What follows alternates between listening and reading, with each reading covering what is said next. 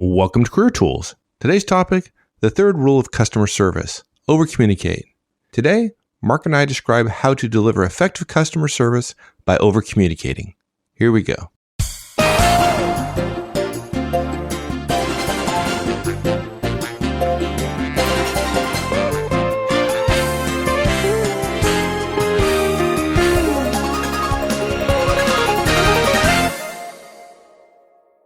How hard can customer service be, right? I mean, the customer service rule, the golden rule is known, right? And that's the customer is always right. I mean, yeah. How much more difficult can it be?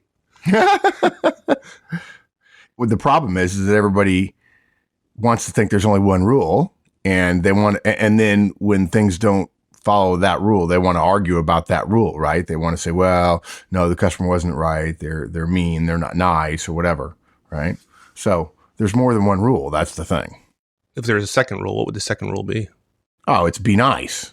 You know, even if the customer's in your face, I've called this the Roadhouse rule before for the Yeah. the movie with Patrick Swayze as the cooler in a bar talking to the bouncers saying, you know, the first rule is be nice, no matter what, even when people are swinging at you.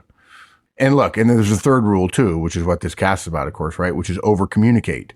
Too many people don't, you know, they say one thing and they expect the customer that's all we need. And unfortunately, the uncertainty in an interaction leads to dissatisfaction. Uncertainty leads to dissatisfaction. And the only way you can dispel uncertainty is to address it with communication, right? And as Wendy likes to say, it ought to be renamed the Amazon rule, which is our favorite internet bookseller. And they like us too, by the way.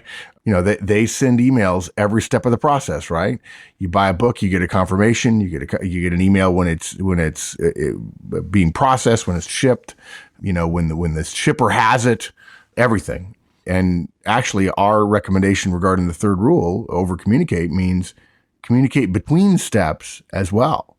Doesn't though this create a lot of extra work on the person communicating with the customers? I mean, a lot of unnecessary work potentially. Well, I would argue two things about that. No, the answer is no. It doesn't actually take less work. It seems more work at the time, but it takes less in the long run. First of all, because dealing with an unhappy or an uncertain customer, and uncertain customers often turn unhappy fairly quickly. Dealing with an uncertain and unhappy customer takes much longer later when you really can't solve the problem because the problem is how they feel, right?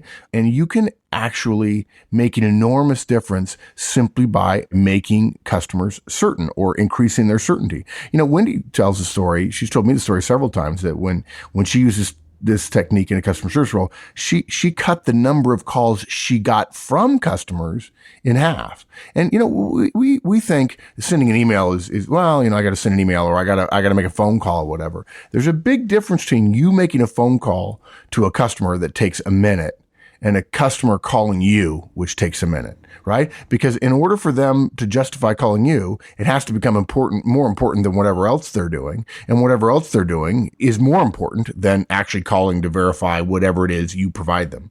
So in her case, she was getting 30 calls an hour, and she cut that number of calls in half. 30 calls an hour is virtually, you know, impossible to deal with. She was always behind. And the rationale is let's cut that in half. And the way you do that is you proactively communicate. And that's why we call this the third rule, which is over communicating. Okay. So how are we going to go through this today? What are we going to talk about? Our first point today is regard everyone as a customer. We don't mean everyone in all situations, but we do mean that the standard definition of customer as someone who pays money for the use of a good or a service is far too narrow and limiting in our professional development. There are many people who consume the services that we provide internally in our organizations, and those people can be considered our customers. And to the point of this cast, if we can over communicate with them, we can increase their certainty of the value of what we're doing and decrease their uncertainty, which decreases the chances that we're going to have a difficult situation later. Rule number 2 is the core of this cast is communicate twice as often as you think you need to. And I can't tell you the number of times where the extra phone call made an enormous difference. And in fact, those of you who are aficionados of Horstman's Laws will find one We'll find a law that addresses that very directly. And number 3, we'll talk briefly about what to communicate. What do we recommend you talk about rather than, and when I've talked to clients about this before and said, look, you need to communicate more often with all your customers. Oh, what do I say? Well, we're going to tell you what to say as well. Good. Okay. So let's go back to your first point, regard everyone as a customer, because we often hear that, and most people hear that very early in their career. They hear something like, everyone has a customer wherever they work in the organization. Yeah. Right? They hear it very early, and it's terribly confusing. They don't know what it means. Yeah. I think when you work in an internal team and you never see or hear from the organization's ultimate customers, it doesn't make any sense.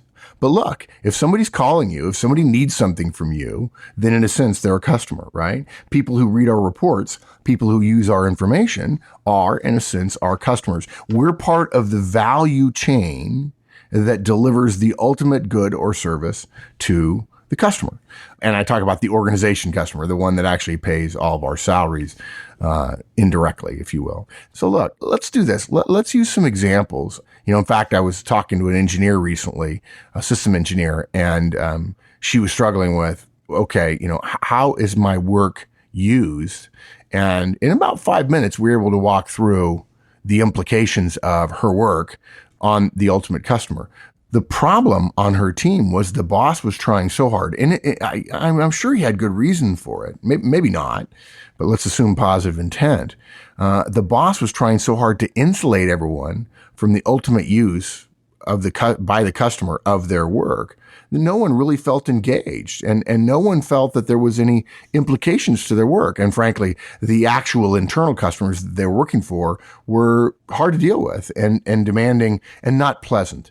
And, I've tried to make a point over the years that there's a difference between demanding and unpleasant. We've said over and over again that the best bosses in the world are very demanding, right? And the best customers in the world are very demanding. And of course, they're pleasant while doing so. This particular one was demanding and unpleasant. And so it was easy to kind of shut down on the team emotionally, not professionally, but emotionally.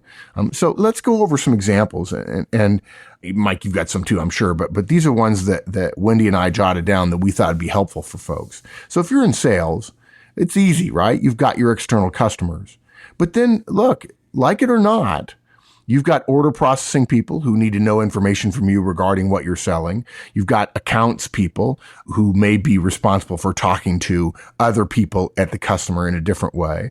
Order fulfillment, right? Those people need information from you. If they're calling saying, well, do we want a widget or a gidget, right? Well, okay, that's a customer to you because they're responsible for delivering something to the external customer, and your knowledge to them is going to affect their ability to do that. Right. Marketing would be a customer, right? You owe them sales results, right? So they can measure the effectiveness of their campaigns, for example. Yeah, and here's the problem with that. You just made this is really, really good to do this early in the list, because I know there's a salesperson out there right now go, well, no, say marketing is not a customer of mine because I'm a customer of marketing. Exactly. Marketing's job is to create products and services and communication devices and so on that motivate customers to talk to salespeople, right? So I'm really a customer of marketing. And the answer is you're both customers of each other. If you have interchange with one another, if they expect X from you and you expect Y from them, you're both customers of each other.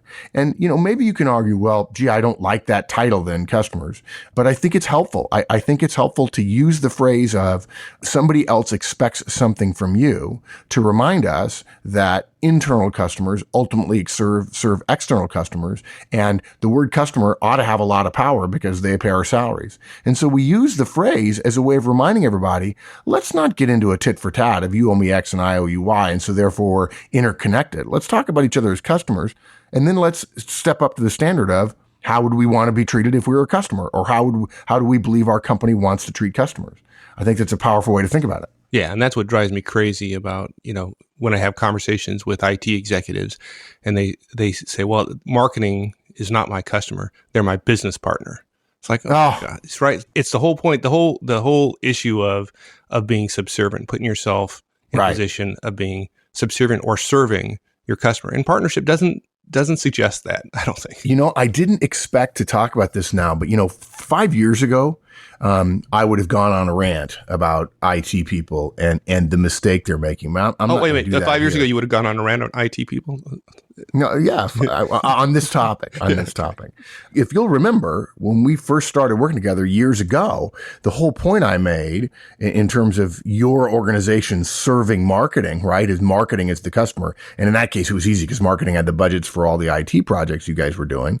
I made the point of, if you call marketing your business partner, if you elevate yourself compared to what they see, because they see themselves as outranking you because they're the customer, right? If you elevate yourself and marketing doesn't agree, it's like you saying, I'm equivalent to my boss. Well, the first thing your boss does is raise themselves up a level to prove to you, and usually it's punishment or it's some sort of order giving that reminds you, you're not my business partner.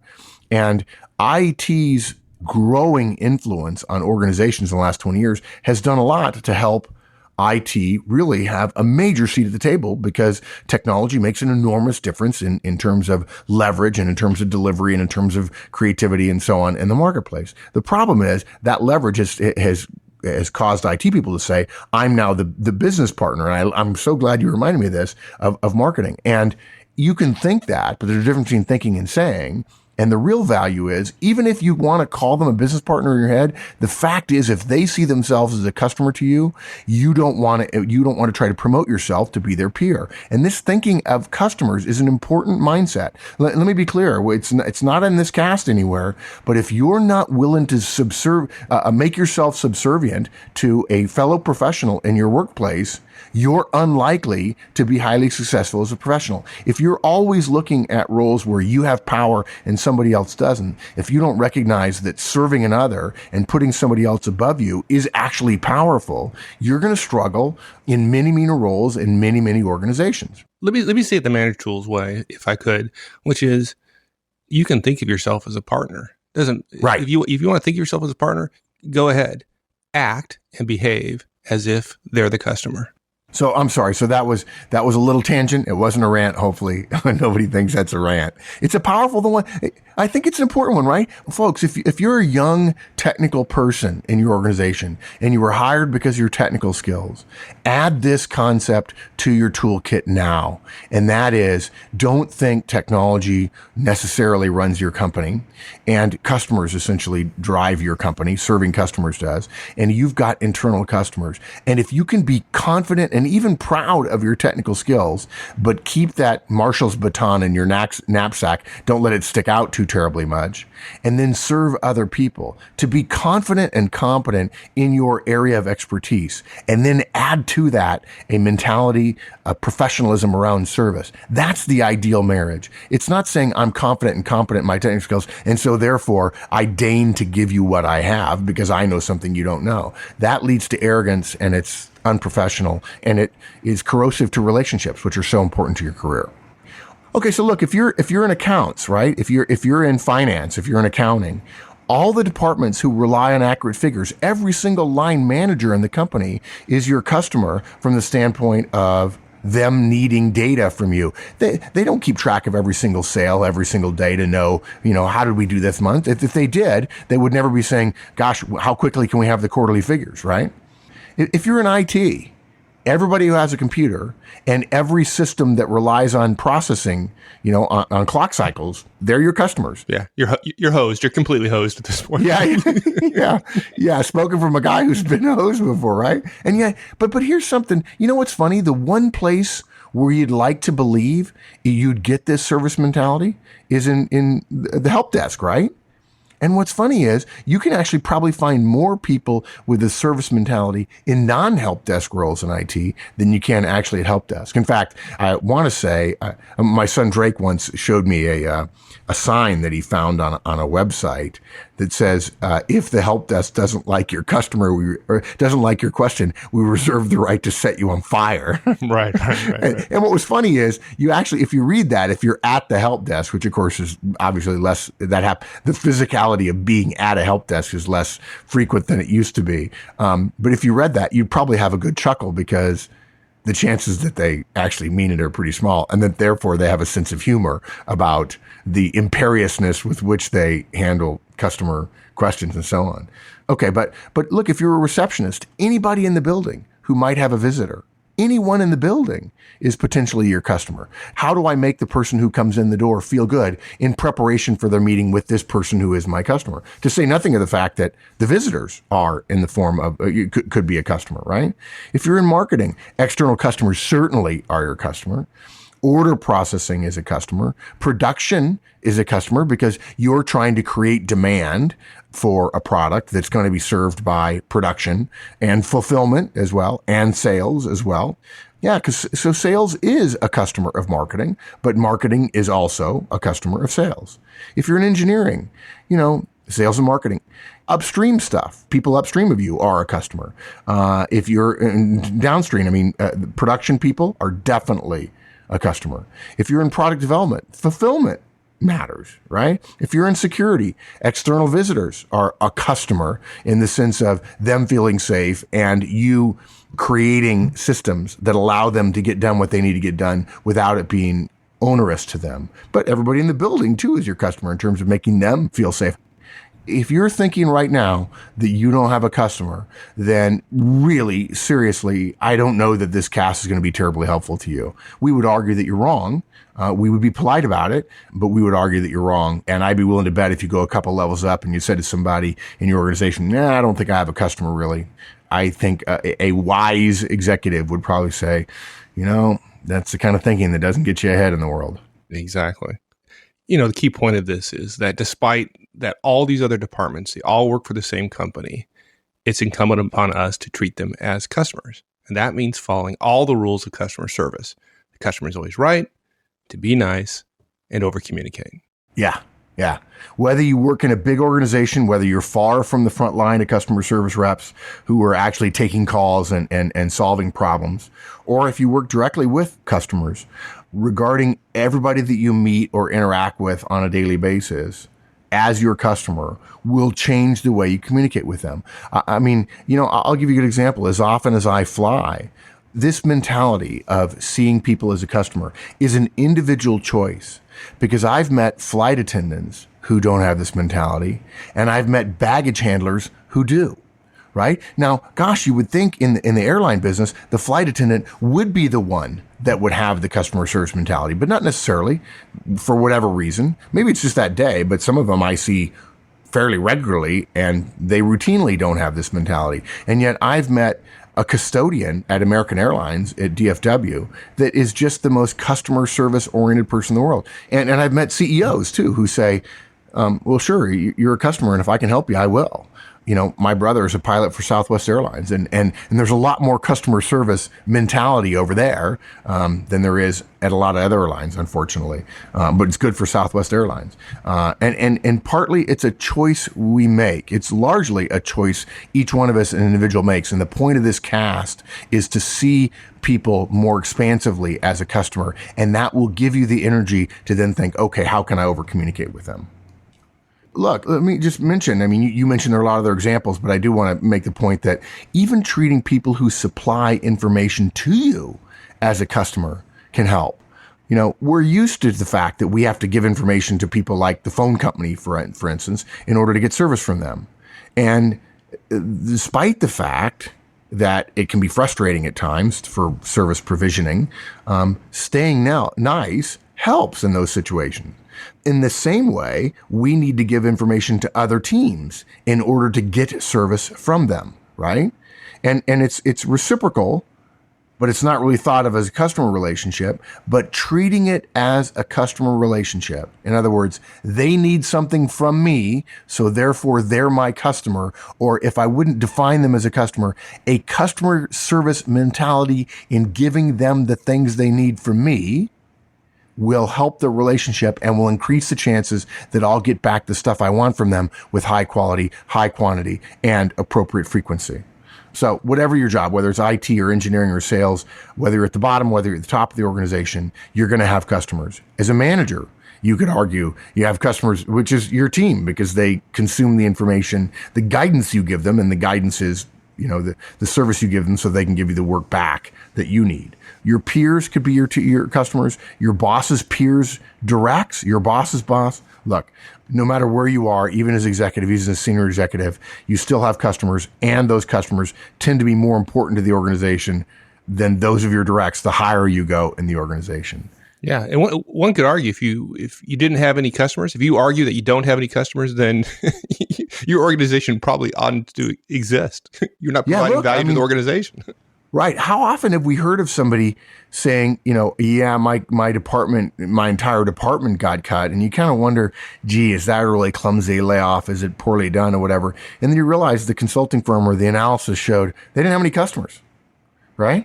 Yeah, exactly. Organizations don't tolerate departments that don't add value. And if there's no one who perceives themselves as a customer of that organization is pretty short for the world. And, when we talk to clients, they tell us their organization wouldn't exist without them. They tell us, sales is the most important department, or fulfillment is the totally most important, or R&D or whatever. And look, that's nice, but it leads to a thinking that I'm everybody's customer and nobody is my customer. And look, in our experience, as arrogant as I may have sounded 3, 4, 5 years ago, the fact is I know that we serve customers, and having a service mentality and being willing to identify other people as a customer in order to make the communication and the interchange, the business exchange, professional, fluid, smooth, and with as little conflict as possible, thinking about them as a customer helps. Yeah, and it's simplest. I mean, it's really, it is incredibly simple, right? Anyone who's waiting on an action from you on your to-do list is your customer. Yeah. Oh, that's good. And if you looked at the whole entire year of your to-do list, you'd go, ooh, that makes it everybody. Yeah. Good. Okay. So now that we've got people excited about the fact that almost everybody in the organization is their customer, now we're going to tell them to do something real simple, which is just communicate twice as often as you think you need to. Yeah. Great. I do want to apologize. here. I know our casts are known for audio quality, and we're terribly sorry, but I'm actually home in Texas, which is a lovely place to be on occasion. And I'm in the middle of a torrential downpour with thunderclaps every 2 or 3 minutes. So if you were hearing a less than perfect audio quality, all it means is that Paul Figiani continues to do a great job, and there are some things you simply can't clean up in the background. So if you're hearing less than high quality from my end, it's not because I'm traveling, it's because I'm home and it's pouring cats and dogs outside. That said, going back to your point, right? Communicate twice as often. Yeah, at least you don't have the rooster anymore. That's a good thing. Yeah, that's true. Actually, there are roosters, but I think they're drowned. So, we recommend you communicate twice as often as you think you need to. To use this rule, all you need to do is look at the list of customers on your to-do list and decide to communicate it twice as often as you need to. If you normally communicate with somebody once a week, step it up to twice a week. If you normally communicate once a day, and it happens, there are communication intensive roles out there, make it twice a day. Now, don't worry about how, okay? It depends on the nature of the work, right? It may be email, it may be voicemail, it may be IM, it may be Twitter for all we know. It depends on how many people you communicate with, and there is certainly, we have some nod of the head toward your ability to actually do all that. Obviously, safe to assume email and voicemail are fine, and it works beautifully. And to be fair, those of you who are going to say, well, communication is what the listener does, and so if I leave a voicemail, I'm not really communicating. Yes, you're absolutely right. And we're using communication in the old-fashioned sense, which is to project information, to send information to them on the status of the activity of the relationship and so on. Look, in the majority of organizations, what happens is pretty straightforward. You order some software to be bought, and it's got to be loaded on your computer. In large company, this is done, it's online purchasing systems, right? But in smaller companies, you may speak to somebody directly. The request is, they're given a ticket number, it's added to the queue, maybe you get a notification, but you don't always know how long it'll be or what will happen next. In our experience at larger organizations, somebody turns up at your desk, tells you it's arrived, and he'll need to shut down your computer for the next 4 hours. And, Murphy's Law of customer service, it's always when you need to be working on a critical presentation. And we all know there's a better way, right?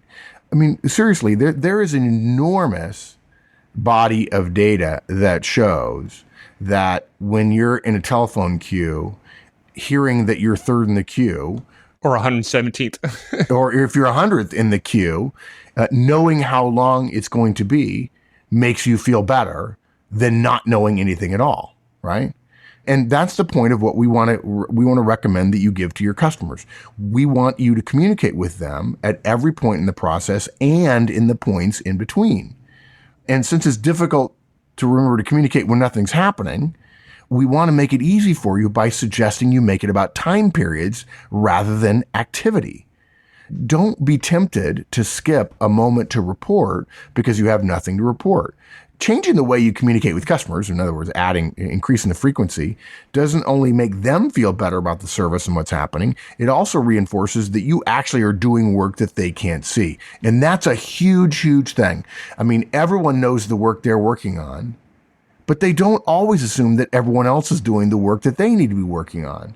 But knowing that they are, even if you produce at the same level and quality and quantity as some other service provider internally in your organization, over communicating about it, communicating twice as often as you think you need to, you'll have better relationships with that customer. You know, if you go back to I think the first cast we ever talked about customers was improving your relationship with an internal customer, right? And what we suggest is, particularly if you're a new manager and you have internal service customers, to go and visit with them. And we suggested a series of questions designed to find out what internal customers value, what they need. And there are a lot of managers who say, well, I really can't do that because I'm afraid they're going to tell me X, Y, and Z that I'm not doing or that we haven't done. Or, you know, maybe I've been in the job for a year and I learned about this idea and I don't want to do it. The fact is, if you're not doing X, Y, and Z, finding out sooner is better. It may be embarrassing, but the sooner you find out about something, the lower the embarrassment, right?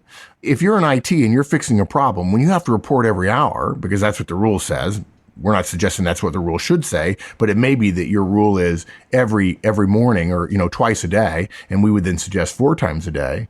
If you're forced to do that, if you have to report that often, you're going to be forced to report that you tried 15 things and that some stuff you've tried hasn't worked. And frankly, you might think, gosh, are they going to get the impression that, you know, it's a problem and we're behind schedule? Well, they'll have that impression if you're not communicating, if it's taking longer than they think it should. And of course, nothing's impossible if the person doesn't have to do it himself. So by definition, I do this to Mike all the time. I assume, well, that'll take 15 minutes, right? And he says, no, it'll take about 6 months. And so your customer will be comforted knowing you're doing something, even if you haven't solved the problem. I'm always amazed by news reporters at a disaster or an incident site that, lacking in information from folks, they make something up. Well, that's what customers do. They make stuff up in their head. And of course, the worst people to be doing that are reporters. But if they don't get any new information, well, we don't have any information, but it would seem to me they're probably doing X or Y or Z. And you hear 3 different reporters saying 3 different things. That gives you some sense of what your customers are thinking. They don't know. They want to know. And so lacking that, because they think of themselves as smart people, they'll make something up. And that's the story they'll tell. And look, we hate to say it, folks, but depending upon the circumstances, hourly may not be too often to communicate with your customer. There are times when I'm traveling where there's been a glitch, like recently flying to Atlanta and landing in Jacksonville, Florida.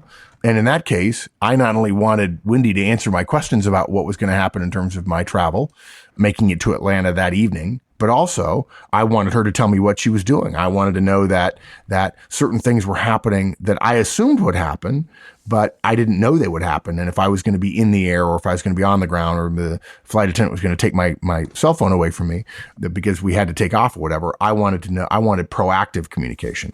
And so we were communicating every 5 minutes, even when I wasn't asking a question. And when he was saying things like, okay, I've talked to Gail, our travel agent, or I've talked to American Airlines, or I've talked to the car service, or I've talked to your family who was waiting on me arriving. If you're in maintenance and the customer's waiting for something that has to be fixed, it's critical. Let them know the job has been queued, that the engineer's been allocated, an engineer is en route, that the engineer's arrived. That's not too much information. If the engineer is a half hour late when it should take, let's say, an hour, of course, that's a 50% variance. And if it takes an hour and a half and the customer thinks it's supposed to take an hour, the customer will respond very differently to an hour and a half before they know what the status is than 3 steps along the way. Okay, the engineer has been chosen, the engineer is driving, and so on.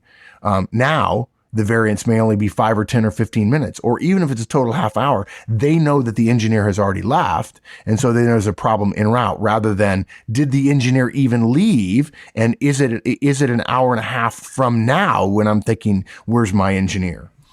So maybe your customer deletes the emails or voicemails, but the willingness to communicate, even when the communication is going to be, well, we're behind schedule. The willingness to communicate is a statement, you're a customer, this is what I would want if I were you, and it demonstrates your professionalism and your concern and care for them. Yeah. What about the opposite end of the scale? It's not things that take, that are happening on a daily basis. What about things that are several months or even a year in the normal reporting period is, say, weekly or monthly? Yeah, then I think going to twice weekly or bi-weekly, right? Bi-weekly means twice a week or once every 2 weeks. Going to twice weekly will increase your customer's perception of the service and decrease the amount of negative communication that you experience.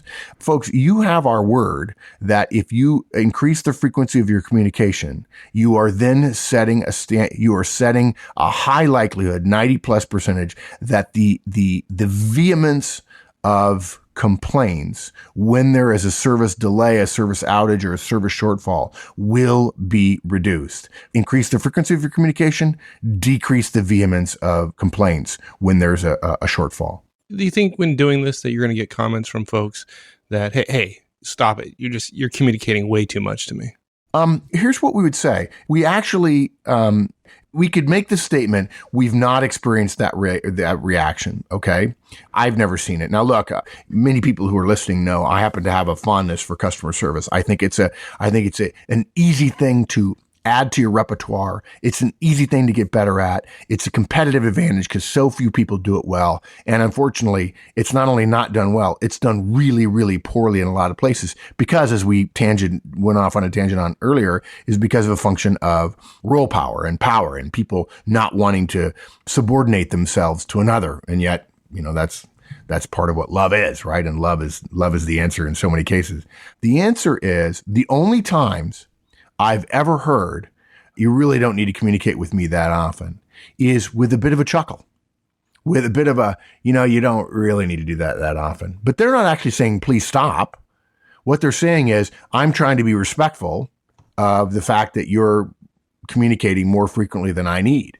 And yet it never happens when there's a crisis, when there's a difficulty, when there's a conflict, when there's a disagreement. So we rarely hear it. When we hear it, it's a bit of a, you don't need to do it quite this often. But I know every time I've heard it, every time I've recommended it in an organization, and we've done this in call centers, we've done this in processing facilities, we've done it in Walmart distribution centers, we've done it in grain feed lots, we've done it in agricultural processing centers, we've done it in software fulfillment houses. The only times we've ever heard, oh, you're communicating with me too much, is a bit of embarrassment, like a bit of the customer saying, I'm not all that important. Wow, you're really making me terribly important. I'm not all that important. And of course, that's exactly what you want. You want the customer to be thinking, wow, they really think I'm important. If you're going to communicate too much or too little, right? Because I've said before, there are 3 types of frequency of communication: too much, too little, or exactly the right amount. Since we know we'll never be able to be exactly right, the question is simply, do we want to communicate too much or too little? I'll be happy to exchange the comment of you're communicating with me too much from the danger of communicating too little and therefore increasing the vehemence with which our customers address us when we have a service shortfall. Yeah, I'm not too much into suggesting to folks what a proper mindset is. I just think that's a dangerous place to go. But that said, this is one of those areas where the difference between thinking of yourself as a partner and thinking of the other person as your customer makes a big difference. Because really, the question is, as I'm prone to say, the question is not what is necessary to be communicated as a partner. The question is, what does the customer want to have communicated and how often? And if you put yourself in the position of the customer, you'll find out that you'd like to be communicated to probably twice as often as you are, right? Exactly. Good. Yep. Okay, Yeah. So now we're going to communicate twice as much. What are we going to communicate? That's equally as important. Yeah, this is where probably we're breaking some new ground for a lot of people. Every communication needs to have 3 components: the current situation, next steps, and potential issues and the solutions associated with those issues. Okay. And rather than talking about theory, let's just go right to some examples. So first one, current situation. We've ordered the parts. We expect them to be delivered on Thursday. Next step. Once the parts are delivered, it's going to take 4 hours for the engineer to get to your site to fix the problem. And the potential issue is if the part is not delivered on Thursday, there may be a further delay, obviously. We're tracking the delivery. I'll inform you as soon as we have a confirmed delivery time. Okay. Another example, current situation. I have created a contract and sent it to legal for approval. I'm expecting their confirmation by close of business on Thursday. Okay. Next steps, the contract should be printed on Friday and FedEx to you to arrive on Monday before 9 a.m. The potential issue is if the contract doesn't reach the print queue on Friday, I'll send you a PDF and we'll accept the signature on the PDF faxed to us on Friday as a binding contract pending the official one, which will go in the official records. Okay. Another example, current situation. We expect the call center system, the telephony system to be down for the next 2 days. Oh, that's a good one. Calls are, being rerouted to the service center in Manila and our service center in Mumbai. We have drafted in an extra 10% staff for those two centers, and the call center wait times have gone up by 3%. Okay. Our next step is an update expected from the telephone service provider at noon today. And the potential issue is if the telephone company suggests a further delay, then we're going to cancel leave or, break time and extend hours of service for people in Manila and Mumbai. And we're going to also consider bringing in some of the folks that we have in Budapest online to answer these calls to essentially address the volume we've lost by the call center that is down. Now, there are people listening who go, well, gee, that sounds like you're solving a problem in advance. Yes, it is. Or, gee, I can't solve the problem until the problem's actually here. You're right. You can't. And you can think about it. And the best thing in the world is to talk to somebody who says, yeah, we anticipated this problem and we're already working on it. We knew this is a potential outage issue and it's rare, but we've already action planned for it. We already have recovery plans in place and we would move to that recovery plan. Yeah, you could think that getting somebody excited about a problem before it even occurs could be a negative. But the fact is that in most cases, the person already aware of the potential problem. The fact that you haven't communicated doesn't mean they're not aware. And if you don't communicate it proactively, they assume potentially that you're not aware. And if it were to happen, you don't have an action plan. Yeah, it's interesting. All of the low communication decisions that people make when they're thinking about internal customers are built on fear. I don't want to say something's not going to happen. I don't want to suggest something's going to be late. And yet all of the successful customer interactions are based on not fear, right? But service. The idea that I would want to know, it doesn't matter. If I were them, I would want to know. It doesn't matter how bad it makes me look. I want them to know. I want to tell them more, even if it makes me look bad, because that's what I'd want to know. It's the difference of putting myself first versus putting the other person first. And the moment you start putting the other person first, subservient, subordinating yourself, you get a completely different outcome in terms of the likely behaviors you engage in. Yeah, they don't think of you as acting in a subordinate role. They simply respect your honesty and professionalism. Yeah. Yeah. And they say, wow, I want to be more like him. This is a guy who's willing to admit when he's wrong. Right. Yeah. So example 4, current situation. We're still waiting for the $10 million overage to hit the account. We're still within the 3 days originally advised to us by the bank. Next steps, as before, we're going to action the overage as soon as we're notified it's on the account. If it doesn't hit within the 3 days the bank told us about, we're going to call our account manager to understand better what the delay is. And the potential issue is the delay continues past 3 days. There are going to be some additional charges. We've already advised the bank. We expect those to be refunded.